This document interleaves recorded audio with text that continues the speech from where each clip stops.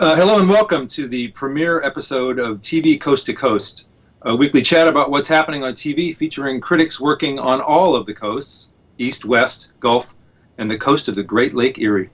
I'm Dave Walker of NOLA.com and the New Orleans Times-Picayune, and I'm joined today by Christy Turnquist of the Oregonian in Portland and OregonLive.com, and Mark DeWidziak of the Cleveland Plain Dealer and cleveland.com. Our first topic right out of the gate's a really good one. It's Ken Burns, The Roosevelts in Intimate History. It premiered Sunday on PBS, 14 hours, 7 nights, really absorbing a deep dive into some great history. The thing that's attractive to me is that it really lives in the flaws of the principal characters. It's part of history that I either never learned or have forgotten, but you know, TR's mania, FDR's battle with polio, and a complicated personal life. And also Eleanor's social causes, as well as her very complicated personal life, almost completely unrelated to her husband. It's a century-long look at some amazing world history and some great Americans and all-around great TV. Mark, I seem to recall that you went to Groton with FDR. What was he like? Well, oh, you sandbagged me right off the front. It's called jamming it to the big guy. I was really impressed with this film. I have to tell you that as much as I love the Civil War, and as much as the Civil War will always live in my affections as one of the greatest and most sublime pieces of television, I think this is Ken Burns' best film. I think this deals with an American family. Early on in this, you get somebody says this is Shakespearean. Well, it is. It is Shakespearean. This is great, bigger-than-life characters with great flaws, great ambition, great enemies, and it really follows through in that. Once you say something is Shakespearean, you better have the vision and the drive and the energy to bring that home. And here you've got 3 bigger-than-life characters. They are wonderfully voiced. Paul Giamatti is perfect as TR. There are only 2 recordings of TR's voice. He has studied them. He's gotten exactly the right inflections. Edward Herrmann, you know, is going to be good as FDR.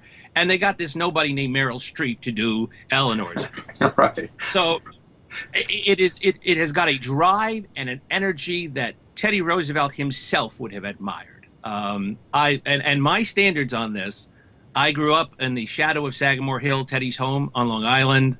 I had Teddy served breakfast, lunch, and dinner. I studied him in college.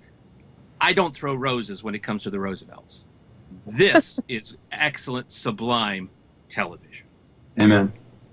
You know, I have been really interested in what Ken Burns has been doing lately. I like everybody. I was completely impressed by the Civil War, followed his work closely.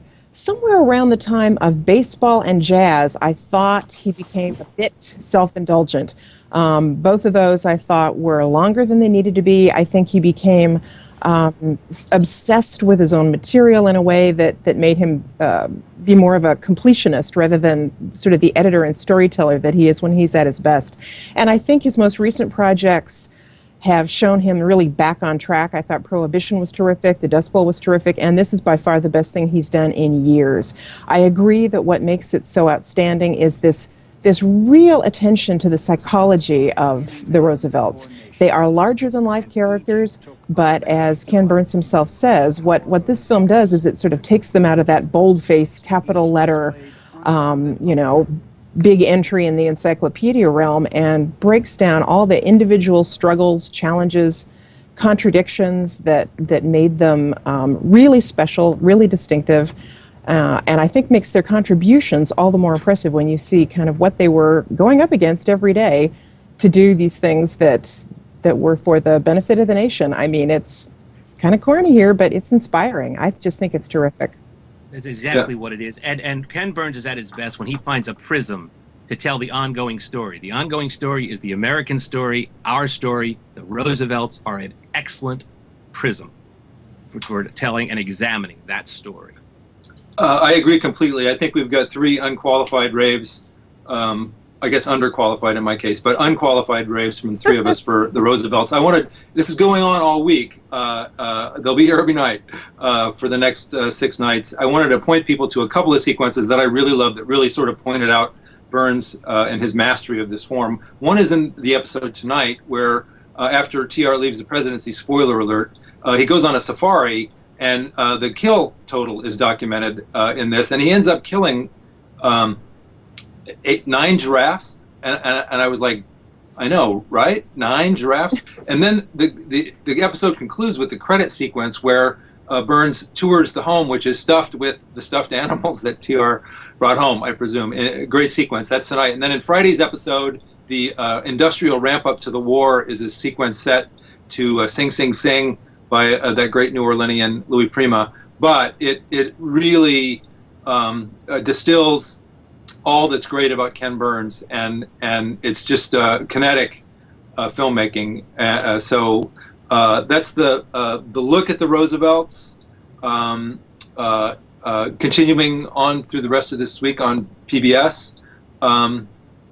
The next sequence in TV Coast to Coast will be a look at the TV week ahead, and we'll be back in just a second in a separate video to go through what's coming up in TV this week. Thank you very much for watching. Thank you both for participating, and we'll see you back here in a bit.